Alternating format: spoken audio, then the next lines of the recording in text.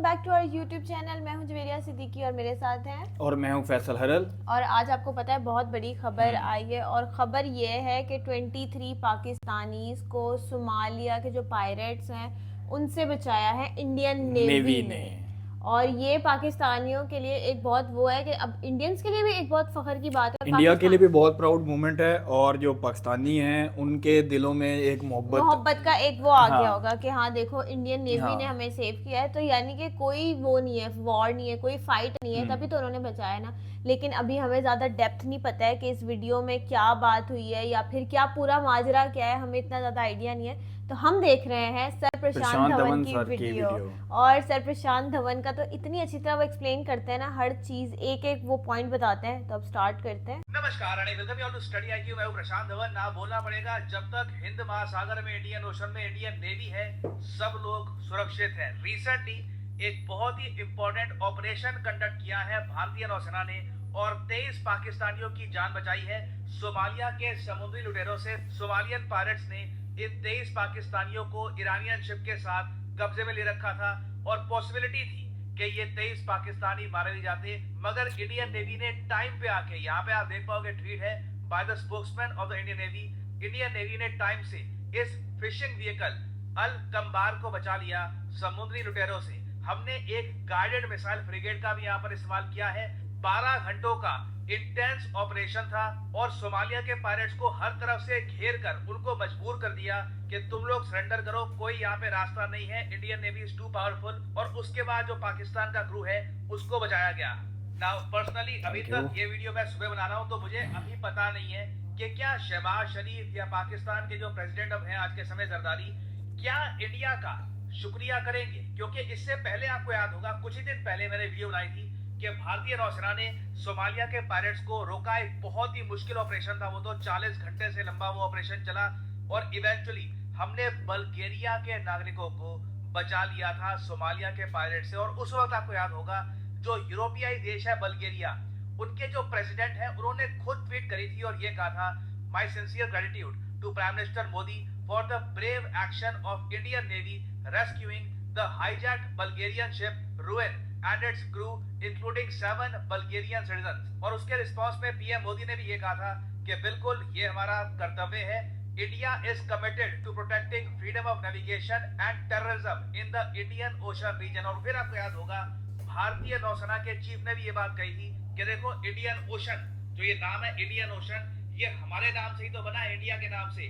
तो हमारा वैसे ही कर्तव्य बनता है कि हम इंश्योर करके रखें कि इंडियन ओशन दुनिया भर के लोगों के लिए हमेशा सुरक्षित रहे, चाहे वो बल्गेरियन हो या फिर इस पर्टिकुलर केस में चाहे पाकिस्तानी भी क्यों ना हो। अब यहाँ पे आप एक सवाल पूछ सकते हैं कि जो इंडियन ओशन का अरेबियन सी वाला पार्ट, ये वाला जो हिस्सा है यहाँ पर, ये तो काफी खतरनाक हो गया है। चाहे वो बल्गेरिया की कोई कार्गो शिप हो या कोई फिशिंग शिप हो, या इससे पहले भी आप देखोगे कई केसेस हुए हैं, जो सोमालिया देश है यहाँ से पायरेट्स निकलते हैं और कैसे भी करके एक शिप को कब्जा लेते हैं और फिर मांगते हैं फिरौती।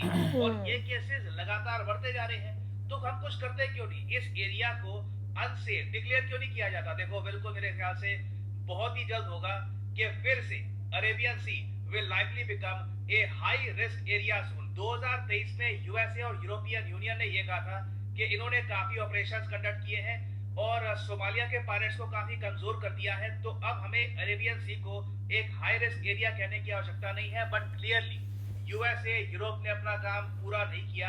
आज भी सोमालिया में जो बहुत सारे गैंग्स हैं, ये पायरेट्स बनकर कई शिप्स को हाईजैक कर रहे हैं और मोस्ट प्रोबेबली इंटरनेशनल कम्युनिटी फिर से इस एरिया को हाई रिस्क डिक्लेयर कर देगी। तो इंडियन नेवी की जो ओवरऑल आप कह लीजिए प्रेजेंस है इस रीजन में, ये बढ़ने ही वाली है।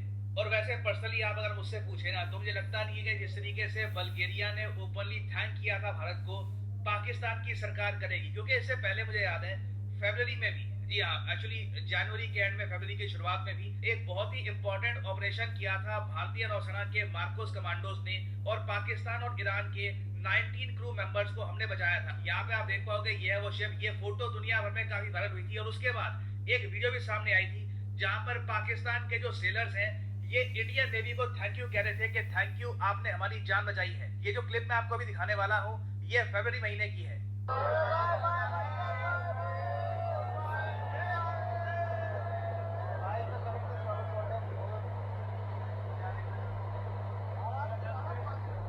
नाउ अभी जो ऑपरेशन हुआ है मार्च के महीने में, इससे रिलेटेड कोई वीडियो सामने आई नहीं है इंडियन नेवी की, बट मैं आपको यहाँ पर ये बता दूं, भारतीय नौसेना को ना अब ऑलमोस्ट हर कंट्री ही एक्सेप्ट कर चुकी है as the net security provider in the region, ना सिर्फ इंडियन ओशन में बल्कि मैं कहूंगा इवेंचुअली पूरे इंडो पैसिफिक में भी। और मुझको एक बात यहाँ पर हाईलाइट करनी पड़ेगी, सिंस ये लोग समुद्री लुटेरे हैं, एक बार भी ना ये अज्यूम मत कर लेना कि ये लोग वायलेंस नहीं करते, इनके पास हथियार नहीं होते। सोमालिया के यहाँ से जो पायरेट्स निकलते हैं ना, ज्यादातर ये ड्रग एडिक्ट्स होते हैं, ये बिल्कुल जो हॉस्टेजेस होते हैं इनको मार भी सकते हैं, चाहे वो अमेरिकन हो यूरोपियन हो। इनको अगर फिरौती टाइम से ना मिली और इनको अगर लग रहा है कि ये बच जाएंगे तो ये काफी बार क्रू को मार भी देते हैं। एग्जाम्पल के लिए मैं आपको केस दिखा रहा हूँ, यहाँ पे आप देख पाओगे हेडलाइन लिखी है, सोमाली पायरेट्स किल 4 US हॉस्टेजेस। ये आज से 13 साल पुराना केस है। सोमालिया के पायरेट्स ने एक शिप कब्जा ली थी, जब इनको लगा कि फिरौती नहीं मिलने वाली, सारे क्रू को मार दिया। अमेरिकन नेवी कुछ नहीं कर पाई थी, बस ये लोग देखते रह गए थे, इनके चारों सिटीजन मारे गए थे। फिर उसके कुछ साल बाद एक और केस हुआ, जब सोमालिया के पायरेट्स ने एक शिप को तो पकड़ लिया, फिर फिरौती मांगी कि हमको जी इतने करोड़ रुपए चाहिए तभी इस शिप को हम छोड़ेंगे। अब पैसा जब आ रहा था ना, तब उसी टाइम सोमालिया के पायरेट्स में आपस में लड़ाई हो गई और एक दूसरे को इन्होंने गोलियां मारनी स्टार्ट कर दी इस इशू को लेकर कि ज्यादा पैसा किसको मिलेगा। यहाँ पे आप देख अच्छा, आपस में भी इनकी झड़प होती रहती है। Pirates fight over ransom. तो यहाँ पर मैं आपको ये बताना चाहता हूँ कि भारतीय नौसेना जो लगातार सफलता हासिल कर रही है, ये कोई आसान काम नहीं है। कई घंटे लगते हैं प्रॉपरली सोमालिया के पायरेट्स को, आपको अपनी शक्ति दिखानी होती है, उनको घेर के अच्छे से समझाना होता है कि या तो सरेंडर कर लो या तो बुरी तरीके से मारे जाओगे। यही भाषा वो लोग समझते हैं। अगर उनको लग गया कहीं से भी कि जो सामने नौसेना है इतनी पावरफुल नहीं है, इनके पास एक्सपीरियंस नहीं है, तो ऐसे केसेस बहुत ही आसानी से हो सकते हैं। अब आगे यहाँ पे एक क्वेश्चन आप पूछोगे कि फ्यूचर के लिए हम क्या कर सकते हैं, क्योंकि कल को ये जो पायरेट्स हैं ये किसी इंडिया की शिप को भी इस तरीके से धर सकते हैं या फिर कोई और शिप हो सकती है उसको पकड़ सकते हैं। तो हम क्या कर सकते हैं इसको लेकर? मेरे हिसाब से नंबर 1 टाइम आ चुका है अरेबियन सी को हाई रिस्क एरिया फिर से डिक्लेयर करो। This is very very important. दूसरी बात, ये जो टापू है ना, यहाँ पर इधर आप देख पाओगे सोकोत्रा टापू, इसी के आसपास ही ज्यादातर हाईजैकिंग हो रही है। तो यहाँ पे डिप्लॉयमेंट शिप्स की हमको बढ़ानी होगी। इंडियन नेवी को आई थिंक इवन यूएस जो कहता तो है कि यहाँ पे प्रेजेंट है, मगर ये लोग कुछ करते नहीं है पायरेट्स को रोकने के लिए, तो यूएस को भी यहाँ पे अपनी जो प्रेजेंस है, इवन मैं कहूंगा बाकी जो ये कंट्रीज हैं ऑयल रिच कंट्रीज जो अपनी नेवी बिल्ड कर रही हैं, इन सबको अपनी डिप्लॉयमेंट इस एरिया में बढ़ानी होगी। क्योंकि कल को मैं आपको बता दूं, एक बुरी घटना भी हो सकती है। इंडियन नेवी अभी के लिए बहुत अच्छा काम कर रही है, बट सारा प्रेशर यहाँ पे ऑब्वियसली इंडिया नहीं उठा सकता, तो कहीं ना कहीं बाकी कंट्रीज को भी कंट्रीब्यूट करने की आवश्यकता है। और ये एरिया जो है this needs to be declared an unsafe zone. Now since हम इस रीजन की बात कर रहे हैं ना, यहाँ पे एक क्वेश्चन भी मैं आपसे पूछूंगा इस रीजन से जी।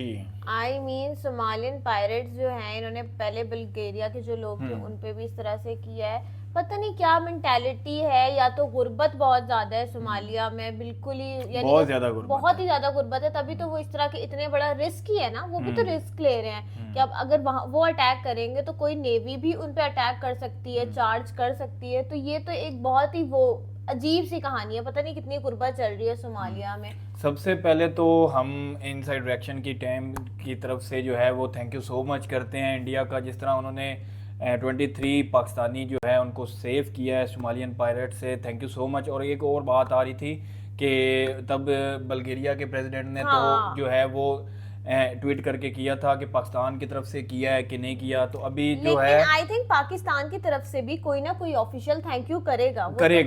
करेगा, उम्मीद करते हैं कि करे, और हम ये चाहते हैं कि करना चाहिए क्योंकि जिस तरह इंडियन नेवी ने किया है, थैंक यू सो मच। हम बार बार थैंक यू सो मच आपका बोल रहे हैं एज अ पब्लिक, पाकिस्तान की पब्लिक हम थैंक यू सो मच बोल रहे हैं। तो जो हमारे ऑफिशियल्स हैं उनकी तरफ से भी थैंक यू सो मच बोलना चाहिए। जब पब्लिक करती है या कोई इस तरह से करते हैं कि ग्रुप में लोग कर रहे हैं, उसका भी इम्पैक्ट होता है कि आपका एक प्लेटफॉर्म है, यूट्यूब है या कोई भी है, इम्पैक्ट होता है। लेकिन जब ऑफिशियल करते हैं ना, जब गवर्नमेंट करते हैं, तो वो फिर फॉरेन पॉलिसी पे बड़ा इफेक्ट पड़ता है, बहुत इफेक्ट पड़ता है। तो वो करना चाहिए, आई थिंक वो करना चाहिए। इससे क्या होगा, इससे पाकिस्तान और इंडिया के जो रिश्ते हैं वो ज्यादा मजबूत होंगे, जो क्लैशेस हैं उनको सॉर्ट आउट करने की कोशिश की जाएगी। और मतलब कि अवाम जो है वो अब इस चीज पे बहुत ज्यादा है कि जो है इंडिया और पाकिस्तान के किसी तरह रिलेशंस हैं वो रिलेशन बेहतर हो होने जाएं, चाहिए, बेहतर दोनों होने तरफ की चाहिए। लेकिन गवर्नमेंट्स अब के ये भी हो हाँ, जाएं, दोनों तरफ से पब्लिक की भी हो जाएं। लेकिन आप ये देखें कि यूएस जो है ना वो इस एरिया पे ज्यादा, ये जो अरेबियन सी का ये वाला जो एरिया है